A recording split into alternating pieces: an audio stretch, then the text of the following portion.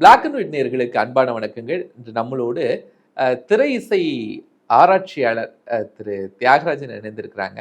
வணக்கம் சார். வணக்கம். அப்பெல்லாம் கோவப்பட்டுட்டு இசையமைப்பாளர்களும் பாடல்களும் கோவப்பட்ட காலங்கள்.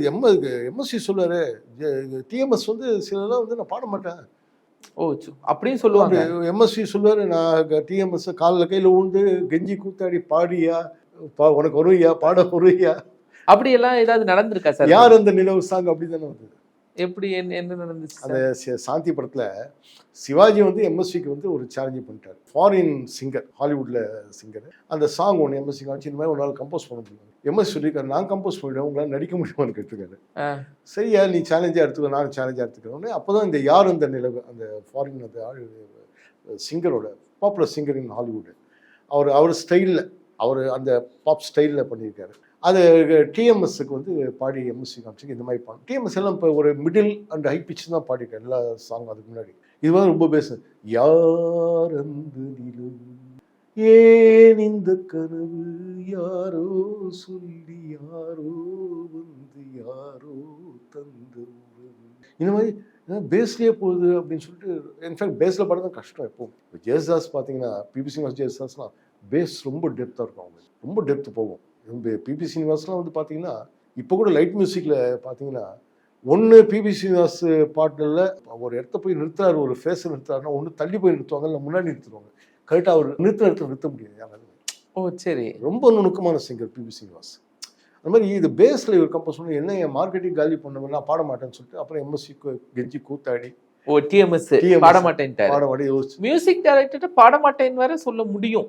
பாட மாட்டேன்னு என்னன்னா, இந்த மாதிரி ஒரு டியூனுக்கு எனக்கு வாய்ஸுக்கு மேட்ச் ஆகாது, இந்த மாதிரி நான் பாடினது இல்லையே அப்படின்னு அந்த பாட்டு தான் அவ்வளோ பெரிய ஹிட் ஆச்சு. சிவாஜி வந்து அதை சேலஞ்சாக எடுத்துகிட்டு இருந்தால் ஷூட்டிங் கேன்சல் பண்ணி, இவன் எம்எஸ்சி இப்படி பண்ணிட்டாரு, டிஎம்எஸ் அவ்வளோ அற்புதமாக பாடிட்டாரு, கண்ணாசன் அவ்வளோ அற்புதமாக பாடிட்டாரு, நான் அதுக்கு தான் மேட்சிங்காக நடிக்கணும்னு சொல்லி தான் சேலஞ்சாக எடுத்து வச்சு சாந்தியில் அந்த சீனை எங்கேயோ போயிடுச்சு, டாப்பில் போயிடுச்சு, சேலஞ்சாக எடுத்து பண்ணது.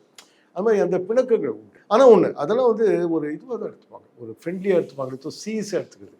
இப்போ ஃபார் இன்ஸ்டன்ஸ் வாலி வந்து கேவி மாதவனை வாய்ப்புக்கு தேடி போகும்போது, இப்போ கேவி மாதவனுக்கு என்னென்னா எத்தனையோ பேர் வாய்ப்பு தேடி வராங்க. அதில் வந்து சாதாரணமாக எழுதக்கூடிய கவிஞர்கள் இருப்பாங்க, அதெல்லாம் பார்த்து வெறுத்து போயிருப்பாங்க. சினிமா ஆசையில் வராங்க, பிளேபேக் சிங்கர் பாடணும்னு வராங்க, ஏன்னா அந்த மாதிரி இப்போ லீக்ஸ் எழுதணும்னு எவ்வளோ பேர் வாய்ப்பு தேடி வராங்க. பட் அதுக்கேற்ற மாதிரி அந்த ஸ்டாண்டர்டு தான் அவங்க அக்செப்ட் பண்ண முடியும். இந்த மாதிரி வாலின்னு ஒருத்தர் வந்திருக்காரு பாட்டுன்னு, என்ன வாலி கோழின்னு சொல்லிட்டு புது ஆளெல்லாம் கொண்டு வர, ஏன்டா என் கழுத்து இருக்கிறேன்னு சொல்லிட்டு யார்கிட்டையும் சொல்லியிருக்காரு. யாரு? எம்எஸ்வி கேவி மகாதேவன். அப்புறம் ஏதோ புகழேந்தி சார் யாரோ சொல்லி, அவரோட associate music director Pugazhendhi sir சொல்லி அந்த சாங்கை வந்து கம்போஸ் பண்ணி, இதில் கிரேட்னஸ் என்னன்னா, கேவி மாதவன் இந்தியாவில் நீங்கள் you take all the composers from the first composer இந்தியாவில் பார்த்து இன்னி வரைக்கும் கம்போசர் பார்த்தீங்கன்னா முக்கால்வாசி பேர் ஹார்மோனியம் தான் யூஸ் பண்ணிப்பாங்க, கம்போசிங்க்கு ஹார்மோனியம் யூஸ் பண்ணிப்பாங்க. அந்த இன்ஸ்ட்ருமெண்ட் தான் யூஸ், அதாவது ஹார்மோனியத்தில் வந்து வாசிக்கும் போது தான் டியூன் மேலே போயிட்டே இருக்கும்.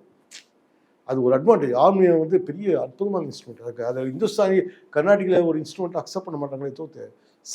சினிமா மியூசிக்கு ஒரு கம்போசருக்கு முக்கியமான தேவை ஹார்மோனியம். ஏன்னா அதோட டோனல் குவாலிட்டி அந்த மாதிரி உங்களை இன்ஸ்பயர் பண்ணும். டியூன் கம்போசிங் இன்ஸ்பயர் பண்ணக்கூடிய இன்ஸ்ட்ருமெண்ட் ஹார்மோனியம் ஒன்று தான். இந்தியாவில் இந்த ரஹ்மான் வரைக்கும் இளையராஜா வரைக்கும் ஹார்மோனியம் தான் யூஸ் பண்ணியிருந்தாங்க கம்போசிங்க்கு. ரஹ்மான் தான் வந்து கீபோர்டு, ப்ரோக்ராமிங், சாஃப்ட்வேர் அப்படின்னு இன்றைக்கி எல்லாம் கீபோர்டு தான் கம்போஸ் பண்ணுறாங்க. அப்போது almost all the composer, TK. Ramamoorthy, Viswanathan Ramamoorthy, TK. ராமமூர்த்தினா வயலினே கம்போஸ் பண்ணுவார். ஓகே, அவ்வளோ பெரிய ஜீனியஸ் அவர் டி.கே. ராமமூர்த்தி. கேவி மகாதேவன் தான் only composer in India. In fact அவர் பெரிய ஹார்மோனிஸ்ட். அவர் எஸ்.வி. வெங்கட்ராமன் ட்ராமாக்கெல்லாம் வந்து அவர் வாசிச்சிருக்காரு. எஸ்.வி. வெங்கட்ராமன் படத்துக்கும் கேவி வாசிச்சிருக்காரு. ஒரு சீனியர் எஸ்.வி. வெங்கட்ராமன் இரும்பு திரைப்படத்துக்கும் மியூசிக் பண்ணுவார், வைஜெயந்தி மலர்ச்சிவாய் சொல்லி. அதில் என்னன்னா, அந்த ஹார்மோனியம் வந்து எந்த ஹார்மோனியம் நல்லா வாசிக்கக்கூடியவர், ஆனால் அவர் வாசிக்க மாட்டார்.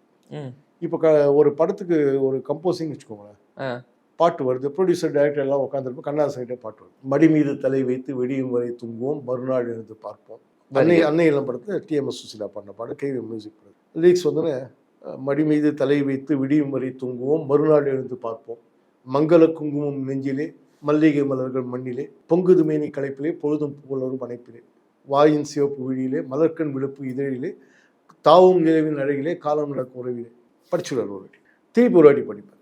மூணாவது வாட்டி தேர்ட் டைம் படிக்கும்போது அப்போது அந்த பகாடி ராகம் ஸ்கேலப்படி, மடி மீது தலை வைத்து விடியும் வரை தூங்கும், அப்படியே ஃபுல்லாக பாடி பாட்டிலே ராகத்தையும் டியூனையே அந்த பாட் அது அவர் வந்து பார்த்தீங்கன்னா இந்தியாவில் தமிழ் சினி ஃபீல்டை பொறுத்த வரைக்கும் அவருக்கு 95% ஆஃப் த சாங்கு லீக்ஸுக்கு தான் கம்போஸ் பண்ணியிருக்காரு. டியூனை கம்போஸ் பண்ணி லீக்ஸ் எழுதுறது கிடையாது. இப்போ ராஜா சார்லாம் பார்த்தீங்கன்னா டியூனை கம்போஸ் பண்ணிட்டு லீக்ஸ் அது மேலே தான் எழுதியிருக்காங்க எல்லாருமே.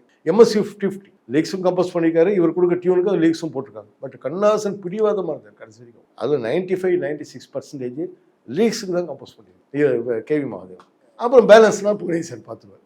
ப்ரீலூட் மியூசிக்கு, இன்டர்லியூட் மியூசிக்கு, பின்னாடி வர அரேஞ்ச்மெண்ட்ஸு, அதுதான் ஆர்னமெண்டேஷன். அதாவது ஒரு ஒரு ஒரு ஒரு பையன் வரான், நல்ல ஹேண்ட்ஸமாக இருக்கான், ஒரு பொண்ணு இருக்காங்கன்னா அவங்க கல்யாணத்துக்குன்னா அப்படியே வர மாட்டாங்க. அவங்க மேக்கப், ஆர்னமெண்டேஷன், நகையெல்லாம் போட்டு நல்லா போட்டு அந்த ஆர்னமெண்டேஷன் ஃபுல்லாக பண்ணுறது புகழேந்தி சார். இவர் டியூனை மாற்ற சொல்லிட்டு போயிட்டார் கேவி. அது பண்ணி நோட்டேஷன் கொடுத்து ரிஹர்சல் பார்த்து கண்டக்ட் பண்ணி ரெக்கார்டிங் முடிச்சு எல்லாம் பண்ணது புகழேந்தி சார். சிங்கர் சொல்லி கொடுத்து. இளையராஜாவுக்கு கோவம் நல்லா வருமா சார்? கோவம் வரத்தான் செய்யும். பெரிய கலைஞர் இல்லையா, மகா கலைஞர் இல்லையா, கோவம் வர வேண்டிய இடத்துல கோவம் வரது தப்பே கிடையாது. ஆனால் அவர் ரெக்கார்டிங்கில் இருந்த அளவுக்கு கோவம்லாம் பட மாட்டார். நாங்கள் பார்த்துருக்கோம் ரெக்கார்டிங், நிறைய பிரசாத்தில் பார்த்துருக்கோம். நான் சொல்ல 80s பார்த்துருக்கோம். கோவப்பட மாட்டார், ரொம்ப பங்க்சுவாலிட்டி எதிர்பார்ப்பார். கருத்தில் சிவாஜி கணேசன் மாதிரி அவர். இன்ஃபேக்ட் சிவாஜியை பீட் பண்ணது யாருமே இது வரைக்கும் பொறுக்கல. 7 மணிக்கு ஷூட்டிங்னா 6:30 வந்து உட்காந்துருவார், ஃபுல் மேக்கப்பில் உட்காந்துருவார். கடைசி வரைக்கும் அப்படி தான் இருந்தார். கடைசி படம் வரைக்கும் அவர் அப்படி தான் இருந்தார், பங்க்சுவாலிட்டி. ராஜா சார் வந்து 7 மணினா, ஏன்னா மயிலாப்பூரில் நாங்கள் இருந்து வீட்டு பக்கத்தில் தான் இருந்தார், சொலைப்பூர் ஸ்ட்ரீட் பக்கத்தில் சென்ட் ஆண்டனிஸ் கேர்ள்ஸ் ஹைஸ்கூல் அங்கே இருக்குது, பின்னாடி தான் இருந்தார். கரெக்டாக பார்த்தீங்கன்னா அது ரெக்கார்டிங்க்கு அப்போ வந்து அந்த 6-6:15 காரு போகும், எங்கள் வீட்டை தாண்டி போகும். இவ்வளோ தூரம் முடி வச்சிருப்பார் ராஜா, ஒயிட் அண்ட் ஒயிட் போட்டிருப்பாரு. 1976 அந்த பீரியட். 3ஆம் வீட்டில் குமார்னு பேஸ் கிட்டாரிஸ்ட் இருந்தார், அவர் ஆர்ஸ்ட்டை பிக்கப் பண்ணிட்டு போவார். கரெக்டாக ரெக்கார்டிங் தட்டு நாங்கள் 7-7 அங்கே போயிடுவார், போயிட்டு ரெக்கார்டிங் ஆரம்பிச்சிடுவார் ராஜா சார். காலையிலே தொடங்கி பர்ஃபெக்டாக இருக்கும். கடுமையான உழைப்பாளி. கார்த்தால் 4 மணிக்கு 3:30 மணிக்கு எழுந்து இந்த கோபாலகிருஷ்ணன் இருந்தார் இல்லையா, அவர் வீட்டில் போயிட்டு மியூசிக் படிச்சுட்டு வீட்டுக்கு வந்து குடிச்சிட்டு ரெக்கார்டிங் கிளம்பிடுவார். வேற யாராவது டிவி கோபாலகிருஷ்ணன் இருந்தார் இல்லையா, அவர் வீட்டுக்கு 4 மணிக்கு போய் மியூசிக் படிச்சுட்டு வீட்டுக்கு வந்து குடிச்சிட்டு என்ன இதை சாப்பிட்டுட்டு உடனே ரெக்கார்டிங் போயிடுவார்.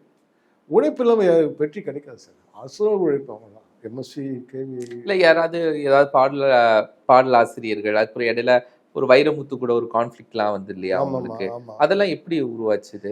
இல்லை, அது ஈகோ கிளாஷ் சார். அதாவது அவரே என்ன சொன்னார்னா, வைரமுத்து வரும்போது ஃபஸ்ட்டு சாங் பொன்மாரை பொழுதுக்கு வரும்போது பாரதி ராஜாவை வைரமுத்து 1 வருஷம் பாரதி போய் பார்த்துருக்காரு வைரமுத்து. இப்போது தரேன், வாய்ப்பு தரேன், அப்போ தரேன், அப்புறம் பார்க்கலாம், இப்படி தான் உங்களுக்கு தெரியும். பட்டிங் ஒரு ஆர்டிஸ்ட்க்கு வந்து 10 வாட்டி அலைய வேண்டியிருக்கும், 100 வாட்டி அலைய வேண்டியிருக்கும், ப்ரொடக்ஷன் போய் ஏறி இருக்கும், இப்படி தான் போராடி இருக்கார் வைரமுத்து. அப்புறம் பாரதி ஆஷின் போயிருக்கார். அப்புறம் அந்த வைகரை மையங்களோ ஏதோ ஒரு புக்கை பார்த்துட்டு ராஜா வந்து அந்த சான்ஸை கொடுத்துருக்கார் பொன்மாரை பொழுது. அப்போது ராஜா என்ன சொல்லியிருக்காருன்னா, பெரிய பெரிய யானையெல்லாம் சாய்க்க வந்து இருக்குது. அவர் என்ன மென்ஷன், கண்ணாசன் வாலியை பற்றி மென்ஷன் பண்ணியிருக்காரு, வைரமுத்தை தூக்கி வச்சு பேசியிருக்காரு. அந்த என்ன ஈகோ கிளாஷு எனக்கு புரியல. ஆக்சுவலி ஒரு விஷயம் ஐ வாண்ட் டு ரெடியூஸ். இப்போது மியூசிக்கு இசையமைப்பாளர் இல்லாமல் லிரிசிஸ்ட் கிடையாது, லிரிசிஸ்ட் இல்லாமல் இசையமைப்பாளர் கிடையாது. இப்போது தானன்னு தன்னா தானன்னு தன்னா தானு தானன்னா தானு தானு தன்னா தன்னா தானு நன்னா தானு தானு நன்னா தானு தானு தானு நன்னா தன்னானு தன்னானு தானு நன்னானா, இப்படி நான் பாடிட்டு அது தியேட்டரில் ஓட்ட முடியுமா? Lyrics is a vehicle. இதுக்குள்ள என்ன லிரிக்ஸ் சார் இருந்துச்சு? எது உள்ள இப்போ இந்த மியூசிக்குள்ள 400 சிந்தாவளி சிந்து நான் ராகம் புரியவில்லை, உள்ள சோகம் புரியவில்லை, அந்த வார்த்தையை போட்ட அப்புறம் தான் சார் அர்த்தம் அழகே வருது, அர்த்தமே வருது. I want tell you something, you can live without music but you can live without language. புரியுதுங்களா உங்களுக்கு? உங்களை நான் பாராட்டின வார்த்தையால் தான் சார் பாராட்டுறேன். இசையால் பாராட்டினு வச்சுக்கோங்களேன், அது கொஞ்சம் ஆர்டிஃபிஷியலாக இருக்கும். ஒரு சோகம் வீட்டில் நடந்துருது, அப்போ உங்களுக்கு உலகத்தையே பிடிச்ச பாட்டை பாட்டவன்னு ஏன் சொல்ல, அது நிறுத்து அப்படின்னு. 6 வார்த்தை பேசுறவங்க தான் உங்கள் அருகில் இருக்கணும்னு ஆசைப்படுவீங்க. ஸோ வார்த்தைகள் ரொம்ப முக்கியம், மொழி ரொம்ப முக்கியம், இசை முக்கியம்தான், மிக உயர்ந்த இசை. அதுக்கு மேலே என்னை பொறுத்த வரைக்கும் மொழி. இளையராஜாக்கும் வைரமுத்துக்கும் அதனால அந்த நேரத்தில் ஒரு பெரிய கேப் இருந்துச்சு இல்லை? இருந்தது. ஒரு 6 வருஷம் அவங்க ரொம்ப பீக்கில் எல்லா பாட்டும். அந்த நேரத்தில் யார் ஃபில் பண்ணாங்க இளையராஜாக்கு வார்த்தைகள்? மூமேத்தா இவங்களாம் இருந்தாங்க இல்லையா? இல்லை, அந்த அளவுக்கு இப்போ ஒரு அவருக்கு சொல்லுவாங்க ஒரு விஷயம், இளையராஜா படங்களில் மியூசிக் தான் டாமினேட் ஆகணும், லிரிக்ஸ் டாமினேட் ஆகிடக்கூடாது அப்படிங்கிறது கவனமாக இருந்தார் அப்படின்னு சொல்லுவாங்க. அதெல்லாம் உண்மையா? அப்படி இருக்க முடியாது சார். அது மாதிரி இருந்தால் வார்த்தை வந்து விடாது கவிஞனுக்கு. இந்த வார்த்தை இல்லை, அதான் அப்போ அதனால அதுக்கு பிறகு வைரமுத்துவை தாண்டி நீங்கள் மூமேத்தாலேருந்து நிறைய பேர் சொல்கிறீங்க, அவங்களாம் ஒரு டாப் அப்படிங்கிற இடத்துல வராமல் ஒரு பாடலாசிரியர்களாகவே இருந்துட்டாங்கல்ல, அதான் கேட்குறேன். இருந்தாங்க. அது காரணம் என்ன? அந்த நேரத்தில் நிறைய பாடலாசிரியர்கள் வந்தாங்க. வைரமுத்துவே ஃபுல் அண்ட் ஃபுல் இந்த இடத்துல நிறைய பாடலாசிரியர்கள் கொண்டு வந்துட்டு நிறைய வாய்ப்புகள் கொடுத்து பாட்டை ஹிட் பண்ணாங்க. அந்த மாதிரி தான் பண்ண முடியாது. வைரமுத்து என்னை பொறுத்த வரைக்கும் வந்து one of the greatest lyricist of Tamil சினிஃபி, அதில் டவுட்டே கிடையாது. இன்ஃபேக்ட் அவரோட அந்த கருவாச்சி காவியம் கள்ளி காட்டியது ஆமா இலக்கியம் அதெல்லாம் பார்க்கும்போது ஒரு மிக உயர்ந்த இலக்கிய கருத்து. அவர் கொடுக்கக்கூடிய மரியாதையை நம்ம கொடுக்கணும். அதெல்லாம் மறுப்பே கிடையாது. இப்போ வாலி ஒரு பாட்டு எழுதியிருக்காரு, அதாவது ஒரு பாட்டிலேயே கண்ணாசன் எவ்வளோ தத்துவ பாடல்களாக எழுதியிருக்காரு. அந்த அளவுக்கு மேட்சிங்காக ஒரு பாட்டில் அவர் பண்ணியிருக்காரு. ஆண்டவன் ஒரு நாள் கடை விரித்தான், அதில் 1000 பொருள் குவித்தான், அவரவர் நிலைமைக்கு விலையை சொன்னார், அவரவர் தேவைக்கு வாங்க சொன்னார். பெண்களோ அழகை வாங்க வந்தார், ஆண்களோ ஆசையை வாங்க வந்தார், கவிஞர்கள் பொருளை வாங்கி சென்றார், புலவர்கள் பொய்யை வாங்க வந்தார், குருடர்கள் பார்த்திட விழி கேட்டார், ஊமைகள் பேசிட மொழி கேட்டார், உறவினர் மாண்டவர் உயிர் கேட்டார், ஒரு சிலர் மேலுக்கு விலை கேட்டார். எதையும் வாங்கிட மனிதர் வந்தார், விலை என்னவென்றாலும் அவர் தந்தார், இதயம் என்பதை விலையாய் தந்து அன்பை வாங்கிட எவரும் இல்லை. சார் உண்மையாவே நிறைய தகவல் பகிர்ந்து கொண்டிருக்கீங்க. நம்ம தொடர்ந்து நிறைய பேசணும். ரொம்ப மகிழ்ச்சி சார். தேங்க்யூ.